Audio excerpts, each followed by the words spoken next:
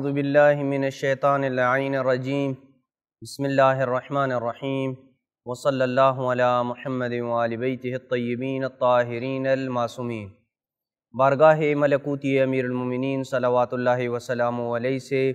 مومنین کرام کی خدمت میں خمس کے احکام کا تفصیلی سلسلہ درس نمبر 12 تک پہنچا ہے۔ آج کا درس بھی جس مسئلے کے متعلق ہوگا وہ انتہائی مبتلا بمسئلہ ہے اور بہت سارے مومنین اس کے متعلق پوچھتے ہیں، لہٰذا اس مسئلے کو مختلف اس کی جتنی بھی صورتیں بنتی ہیں اس کو ہم تفصیل کے ساتھ مومنین کرام کی خدمت میں بیان کریں گے۔ سب سے پہلے مسئلے کا سوال مطرح کرتے ہیں اور اس کے بعد اس کے جواب کی طرف آئیں گے۔ سوال یہ ہے کہ ایک مومن نے اپنے سال کے پرافٹ سے کچھ کپڑے خریدے، سال کا اسے کچھ پرافٹ ہوا یعنی اس کی بچت ہوئی، اور پھر اس نے اس بچت سے اپنے کپڑے خریدے اور ان کپڑوں کو اس نے پھر استعمال نہیں کیا۔ کپڑے پرافٹ سے خریدے تھے اور پھر سال بھر کپڑے پڑے رہے، موقع نہیں ملا استعمال کرنے کا یا ضرورت نہیں پیش آئی ان کپڑوں کو استعمال کرنے اور پہننے کی،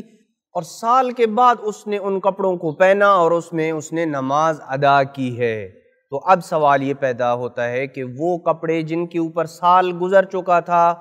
اور خریدے بھی اس نے ان پرافٹ سے تھے کہ جو اس کے سال کا پرافٹ تھا، اور سال کے پرافٹ سے اس نے کپڑے خریدے اور ان کپڑوں کے اوپر سال گزر جانے کے بعد اس نے ان کو استعمال کر لیا اور اس میں اس نے اپنی نمازیں ادا کی ہیں، تو اس صورت میں اس کا کیا حکم ہے؟ اس کی نمازوں کے متعلق کیا حکم ہے؟ کیا وہ اس کی نمازیں درست قرار پائیں گی یا اس کی نمازیں درست نہیں ہوں گی؟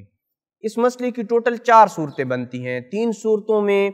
اس کی نماز ٹھیک قرار پائے گی اور ایک صورت میں اس کی نماز جو ہے وہ درست نہیں ہوگی۔ پہلی صورت یہ ہے کہ وہ یہ چیز نہ جانتا ہو کہ میرے اس لباس اور اس کپڑے کے اوپر خمس واجب ہے،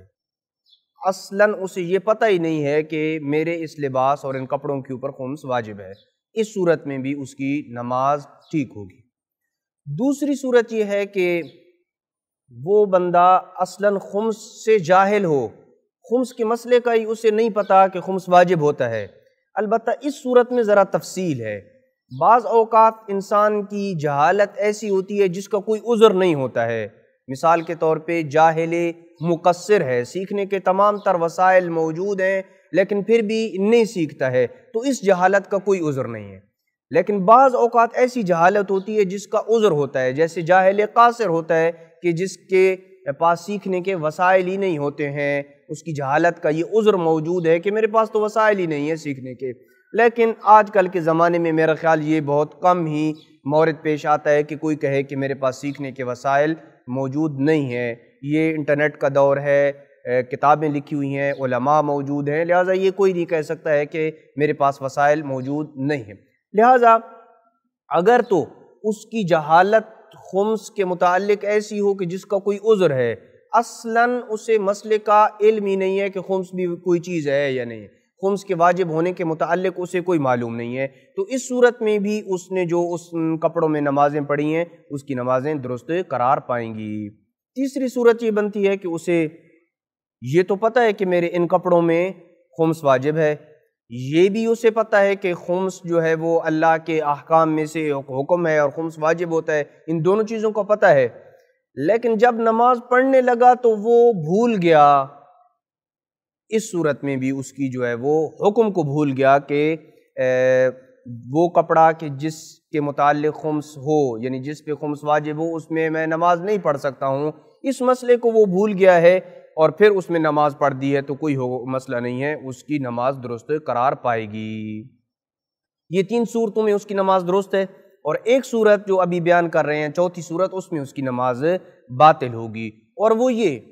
کہ وہ کپڑا جو اس نے پہنا ہوا ہے اسی کپڑے سے اس نے اپنی شرمگاہ کو ڈھانپ رکھا ہو، تو اس صورت میں اس کی نماز باطل ہوگی۔ نماز پڑھی تھی وہ کپڑا پہن کے اور اسی کپڑے سے اس نے اپنی شرمگاہ کو ڈھانپ رکھا تھا، تو اس صورت میں اس کی نماز باطل قرار پائے گی۔ لیکن اگر مثال کے طور پہ اس نے وہ کپڑا جو اوپر پہنا ہے اس کے نیچے اس نے ایک اور چیز پہن رکھی تھی جس سے اس کی شرمگاہ ڈھکی ہوئی تھی، چھپی ہوئی تھی، تو اس صورت میں کوئی حرج نہیں ہے، پھر اس کی نماز باطل نہیں ہوگی۔ لیکن اگر اسی کپڑے سے کہ جس کے اوپر خمس واجب تھا اور اس نے خمس ادا نہیں کیا اور پھر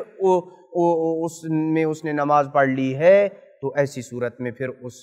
کی نماز باطل ہوگی جب اسی کپڑے سے اس نے اپنی شرمگاہ کو ڈھانپ رکھا ہو۔ البتہ اس میں آیت اللہ سید خوئی رحمۃ اللہ تعالی علیہ اور آیت اللہ سستانی کے نزدیک فرق ہے۔ آیت اللہ خوئی کے نزدیک نماز کا باطل ہونا بنا بر فتویٰ ہے، اور آیت اللہ سستانی کے نزدیک بنا بر احتیاط واجب اس کی نماز باطل ہوگی۔ وصلی اللہ علی محمد